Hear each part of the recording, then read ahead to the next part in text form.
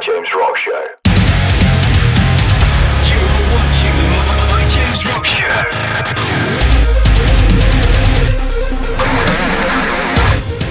How are we feeling? We good?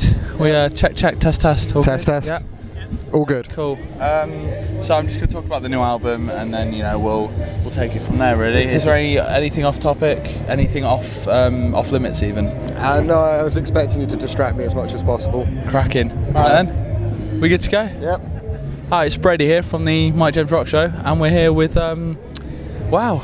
Introduce yourself. Come on. Well, my name's Dan. I'm also from the Mike James Rock Show. Yeah, Dan sometimes plays in Conjurer, but when he's not doing that, he's doing interviews. But we thought today, let's get behind the man, behind the voice, behind the camera. Okie dokie. So tell me, how's your trees been? I've been here about an hour. Really? Yep. Oh, okay. I've done a circuit of the festival. Yeah. And I love it already. It's like a mini Reading. First time? First time here. Okay, and I tried to bust into the acoustic area to give myself some shade, and I was fought off by about 1,000 people that were already doing the same thing. Yeah, apparently that's the place to be today. Yeah. But look at us, we're out here, we've got our shades on, we don't care, do we? So you're looking... Sun's out, guns out. Oh, he knows. This bloody guy. So are you looking forward to your set later? Yes. Yeah? Yes. What time, what stage? Come on, tell the people. It's I'm in the press area. Yeah. Doing an acoustic spoken word set with Enter Shikari. Okay, nice. Which is going to be quite cool. Wow, that is going to be cool. Yeah, so I'm looking forward to that. Can I do that one as well? Probably not, mostly because I've been waiting for about 2 years to interview them. I reckon, I don't know. Have you though? Have you? Yeah, you have. That's Thank fine. So, 2000. Why do they call it 2000 trees? I would imagine because there's a lot of trees here. Yeah, but why? No. So I see people throw that question around a lot. It's like, oh, it's kind of funny, but why specifically 2000? Probably a reference to the year, like it's 2018. S 2007. Look, it's on the thing. Yeah. So no. Right. Theory one down the pan. In fact, that's right there. Right there. Well, we're still Debunked. in that millennial period. Yeah. So, yeah. Well, okay, so you've been no help whatsoever so far. I'm not sure why you're asking me about the festival. I don't run it. Where did you get this guy? Christ. I was expecting you to ask me about, the show's name. No. No, so no, nothing at all. No. Okay. No. Yeah. Why is it called the Mike James Rock Show? Mostly because Mike started it a couple of years before I joined it. So he named it after himself. Mike James? Yeah, that's Mike James. Can we get Mike James on screen? Come on, Yeah. Oh, we got a fist. Yeah. Yeah. Oh wow. So the man behind the whole company isn't even in front of the camera. Well, no, he is a lot of the time. And don't worry, he gets all of the praise. Yeah. For none of the work. None of the work. No. So I do all the post production for this sort of stuff, and then everybody puts up online, "Thanks, Mike." Oh. Which is fantastic. Oh. Can we get you a T-shirt that says "Not Mike" on it? If you get me a T-shirt like that, I'll wear it. Cracking. All right. Well, that's my task. Or on the back saying, "I am actually one half of the Mike James Rock Show." Yeah. I don't work for him. Everybody, this is James from the Mike James Rock Show. That works. I may as well legally change my name, because at least then when they say "Thanks, Mike James," I can be like, "Yeah, well, it's part of me." It's a team effort. Yeah. What's been your favourite beer of the festival so far? I don't drink beer. Okay. What do you drink? Jaeger. Jaeger. What's been your favourite Jaeger of the festival so far? I'm still sober, I'm afraid. Oh wow. I know, because what's been your favourite water of the festival so far? Licking Mike's face. The sweat that comes off of him tastes like liquid gold. Liquid gold. Liquid gold. So tell me, why? Why do you do this? What do you get out of it? Well, for a long time I did festivals as a punter, which was great. Is it though? It's rubbish. Let's not lie. Well, no, in my early 20s it was great. I'm in my early 20s. It's rubbish. Well, fair. It's why I stopped, if I'm honest, because you realised it was rubbish. Well, I'm not actually somebody that likes getting drunk all day, every day. I never have been. Okay. And a few years back, I was working at a job with Mike. We were in the same team. I had a lot of, shall we say, life problems going on at the time, and I had lost all of my hair. Yeah, I know it looks strange now. But to cheer me up, he convinced his partner of the time to give up her press pass for download to take me along so that I could be cheered up. Then he scheduled all of the interviews around all of my favourite bands so that we could leave the press area, so I could go watch James, take a bow. This is why we're best friends. Proper wingman there. And I mean, because we were friends before anyway, I've been on the radio show a few times. I never used to speak much, but we had done stuff and we'd done like missions together because I drove, and so I met like Herman Lee and a couple other people. Oh, cool. But as soon as I got into the press area download that year, I was hungry for it, and then he's not been able to get rid of me since. And then you've aggressively stalked this man to the point where he just puts up with you. Well, not only that, but I gave him sort of lots of benefits as well. So I made the YouTube channel work, set up all the social media, busted back into the accounts he couldn't remember the passwords to. Strong. So you do a lot of the heavy lifting. Well, no, we actually the reason why we work so well as a radio show is it is very 50-50 what we do. That's cool. And it just naturally formed that way. Mike handles the actual radio show, the going through the tracks week to week, the talking to the industry, the promoting stuff out. I handle sort of the rest of the infrastructure. So I run the website. I do the post-production at festivals and stuff like that. Okay, cool. And we end up doing roughly about the same amount of work across a year. That's really just cool. in different levels. Yeah. So he'll work harder week by week. I'll work harder at a festival afterwards and stuff like that. So yeah, it's about 50-50 what we do. That's really cool. It's nice to know that there's... So are there any other cogs behind the scenes, or is it just a two-man operation? Well, you actually are represented by one of the like sort of biggest cogs that isn't us. Is the PRs and the labels. We couldn't do anything that we do without the relationships that we have with them, and that's half us, half them. So we work very closely, and these guys, especially the ones that represent you, the old Hold Tight. Yeah. They've been a massive supporter of us since the day we started. We tried to turn this interview down so many times, but they're like, no, you're bloody doing it. So. Well, they know what I'm like, so that's why they told me to do it rather than Mike. That's fair. That's fair. They knew that I'd just be weird in the interview, like we were at Tech Fest. Yeah, that was a really good time. I can now actually tell people in the follow-up portion to that interview, fuck all's coming home. Oh, yeah. God, it was rubbish. It was just me and my mum pissed in the pub in Daventry. Like, should we go home now? This is shit. Well, somebody had to go home. Come on, man. I will terminate this. No, I won't. I got told off for dropping a mic at Bloodstock once. With us, it's particularly important because these are the only two mics we have.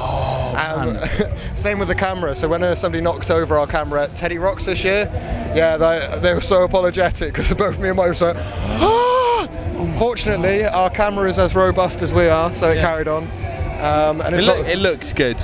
I wish we could turn the camera on itself so people could see this whole setup, but it's against the laws of physics. It is. So it's not it's allowed. Like trying to get your eyes to look into themselves. It wouldn't work. I can get pretty close, just not close enough. Well, who's been your favourite band of the festival so far? You've not watched any bands, have you? I've not watched any bands. What's been your favourite food of the festival so far? Not eaten it. Wow. I've basically turned up, drank Coke and smoked cigarettes. What's been your favourite Coke of the festival so far? Because I prefer Pepsi to Coca-Cola. I do as well. The bottle of Pepsi I brought with me, and then I've had to make do with Mike's Coke afterwards, which he's very kindly shared with me, and I've insulted him about. Sorry, mate. Yeah. He does not look impressed. For all you at home, but this has been rage. Okay, just to let people in on a long-standing disagreement within the Mike James Rock Show. Yeah. Is it Coke Pepsi? It is, because Pepsi's better. You've heard it here first, on camera first. And behind the camera now, we're lots of swearing. He's doing horrible things. Mate, put your penis away. Really, this is why we don't put him on camera. Exactly. Is that what it is? But no, he thinks Coke is better. I think Pepsi's better. I'm right. He's wrong. There's nothing he can do about it. So for years, I've always thought Coke is the drink. It's the one that everyone loves. And Pepsi was like, I guess it'll do. But it was only as I came into my early 20s that I realised that actually Pepsi is superior. Well, I've got a story about this if you want. I do. No, you go first, then we'll talk about the rating of where they all sit. So did you know that Pepsi is original Coke? So when Coke first came out, it had cocaine in it. Yeah. And when that became illegal, hell of a drug. They sold the syrup recipe to Pepsi, which became Pepsi, and then rebranded the Coke syrup into the secret ingredient menu that they have now. So Pepsi is actually original Coke minus the cocaine. A bit like Fanta is strictly Nazi Coke because They only had this. Admittedly, this is probably a QI fact that is wrong, but they had Coke factories in Germany before the war started, and then they carried on making a drink afterwards, but with suppliers that were nearby, and that happened to make an orange drink, which is Fanta. No way. Yeah. Bloody hell, Nazi Coke. Nazi Coke. Yeah. Christ, I didn't know that. But I wish we had can we get a flip chart and some pens in so I'm thinking if Pepsi's prime right up there. Yep. I prefer Diet Coke to Diet Pepsi. See, for me it's Pepsi. Yeah. Ginger Pepsi Max. I've not tried that. Is it It's good? amazing. Okay. Cherry Pepsi. It's second. Yeah. Cherry Pepsi Max. Okay. Cherry Coke. Yeah. Coke. Yeah. Diet Coke. What you prefer? Diet Pepsi. Diet Pepsi's rubbish, isn't it? It's terrible. Terrible drink. What's that, Awful sorry? Drink. If it's green cola, then that's even higher than anything else. Green cola, because it's green. I mean, I'm really weird about all of these because I've been trying to lose all of this, so I just don't drink full fat anymore, except when I go to KFC and I will have a proper Pepsi. It just really works with the chicken. It's good. But the old Diet Coke is really up there because I don't like Diet Pepsi, and Pepsi Max is a little bit watery. The best of all those drinks, Coke Life. Do you remember that? Coke Life, I do actually. It turned into Coke Zero, didn't it? Is the new Coke Zero, because they had Coke Life and Coke Zero. Coke Life was the one with natural sweetness, wasn't it was green. Yeah, no, I tried that one for a while. So my mum used to buy it lots because there was a shop in Daventry that just had loads of it, so I got really used to it. And now they do Coca-Cola Zero Sugar, which is different to Coke Zero, isn't it? I think. But that one with vanilla is pretty good. Yeah, no, I got to admit, Coca-Cola, that's somewhere around here on my chart. Yeah. Coke Vanilla. Yeah, no, it's nice. I got to be honest. I got to back down some of my impressions of Diet Coke because they do have mango Diet Coke. I didn't like that. I haven't tried it yet. It's not nice. It's really not nice. See, I bought a big bottle of it as well, and I was so disappointed. Yeah. So, admittedly, I got to give it a try because I was one of these people that were, when the sugar tax came in, I was like, what are they doing? And then realised that for years I've been complaining that we should moderate people's sugar and we should try and educate. And now they're doing it. Well, whilst taxing people is not necessarily strictly the way about it, people are asking the question, why is sugar being taxed, and therefore getting educated as to the dangers of a high sugar diet. Yeah. The problem is I drink probably about 2 litres of Coke a day, and Wow. You look I need to start drinking more Coke, I think. Well, Pepsi. I have a fairly broken stomach, so... me too! That's why I shat myself. I've mentioned it in several interviews, it's not a secret.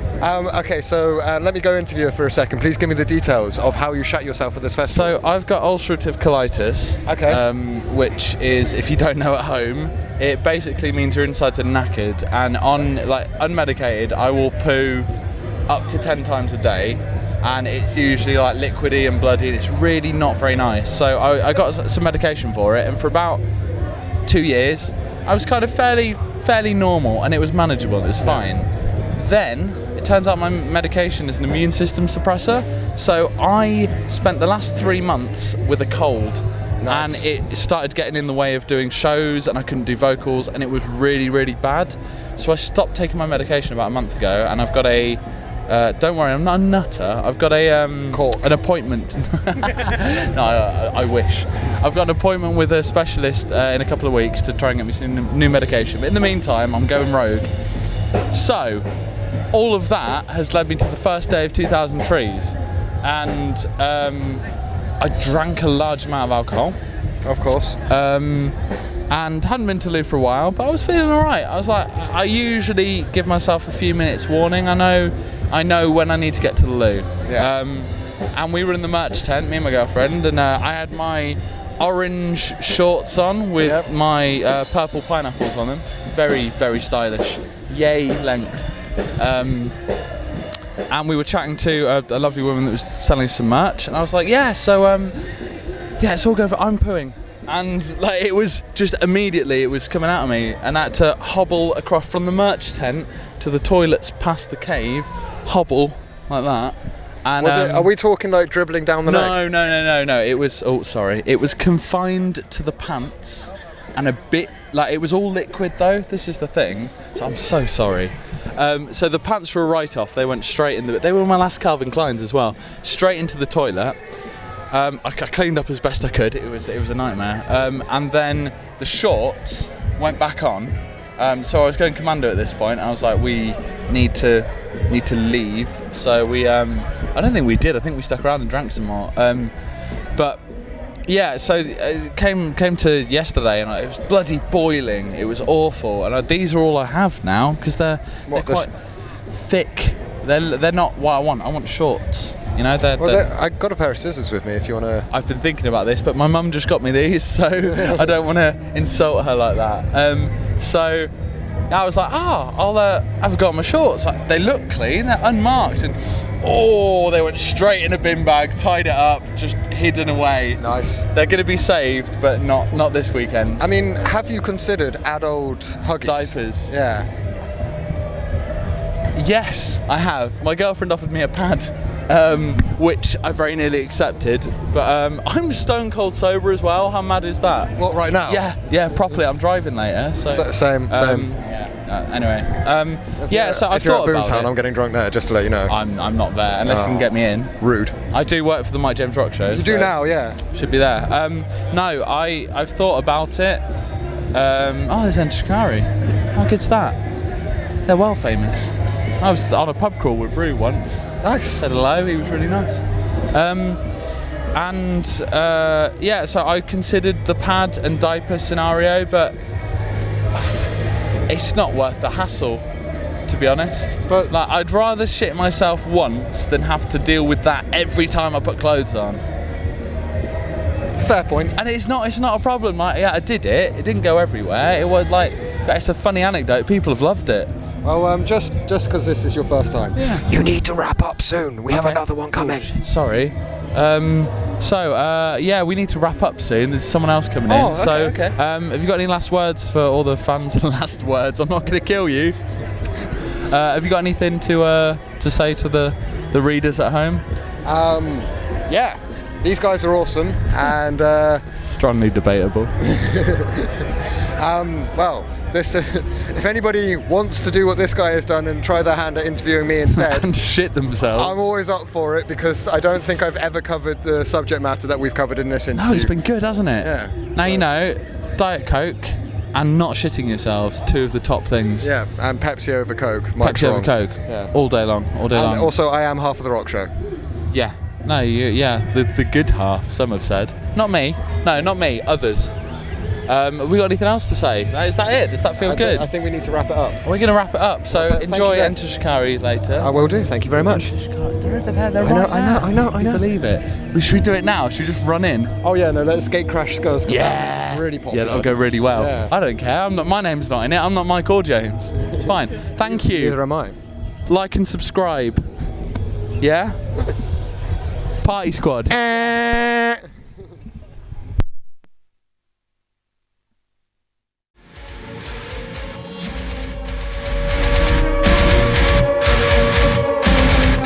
Welcome to the Mike James Rock Show.